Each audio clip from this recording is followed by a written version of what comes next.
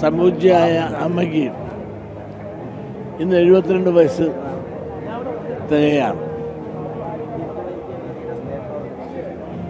മാനവസേവ, മാധവസേവ, അങ്ങനെ ഇവിടുത്തെ ദാരിദ്ര്യവും ദുരിതവും ദുഃഖവും അനുഭവിക്കുന്ന ലോകത്തിലെ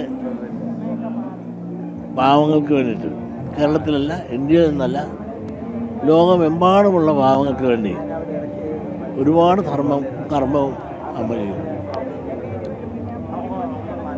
അതിലൂടെ വീടില്ലാത്തവർക്ക് വീട്, വിദ്യാഭ്യാസം, അങ്ങനെ ചെയ്യാവുന്ന ഒരുപാട് കർമ്മങ്ങൾ ലോകമെമ്പാടും ചേർന്നിരിക്കുന്ന ബഹുമാന്യായ അമ്മയ്ക്ക് ഇനിയും ദീർഘനാൾ കൂടുതൽ കർമ്മം ചെയ്യാനും പാവങ്ങളുടെ കണ്ണീരൊപ്പാൻ, അതിലൂടെ ഒരുപാട് ജനങ്ങൾക്ക് സഹായവും സഹകരണവും ഉയർച്ചയും എല്ലാം ഉണ്ടാകുവാൻ ഉള്ള അവസരം ദൈവം കൊടുക്കട്ടെ എന്ന് ഞാൻ പ്രാർത്ഥിക്കുന്നു.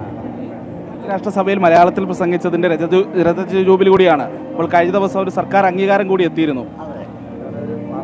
പ്രത്യേകിച്ചും മലയാളത്തിൽ എവിടെ പോയി പ്രസംഗിച്ച ഐക്യരാഷ്ട്രസഭയിൽ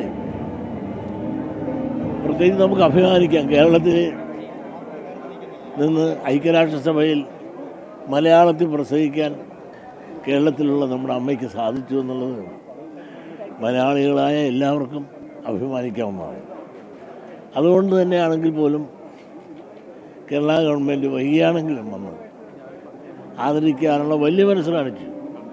വൈകിപ്പോയി എന്നുള്ള ആക്ഷേപം എനിക്കുണ്ട്. അതുകൊണ്ടാണ് ഞാൻ പറയുന്നത്. അത് പറയുമ്പോൾ അത് ഞാൻ ഒരു കടത്തി പറഞ്ഞൊന്നും വിചാരിക്കില്ല. അമ്മയെ അംഗീകരിക്കേണ്ട സമയങ്ങൾ വളരെ കഴിഞ്ഞു പോയി. വൈകിയാണെങ്കിലും വന്ന് സാംസ്കാരിക വകുപ്പിൽ മിസ്റ്റർ സജി ചെറിയാൻ വളരെ ഭംഗിയായിട്ട് വന്നു, വളരെ ഭംഗിയായിട്ട് ആ ചടങ്ങ് നടത്തി. ഞാൻ ടി വിയിൽ കണ്ടു. അതിൽ പ്രത്യേകിച്ച് കേരള ഗവൺമെൻറ്റിനെ ഞാൻ അഭിനന്ദിക്കുകയാണ്. അമ്മയെ മനസ്സിലാക്കാനും അമ്മയുടെ കർമ്മങ്ങൾ ചെയ്യാനും ചെയ്യുന്നത് എന്താണെന്ന് മനസ്സിലാക്കാനും വൈകിയെങ്കിലും മനസ്സിലാക്കി അത് അംഗീകരിക്കാനുള്ള വലിയ മനസ്സ് കാണിച്ചു.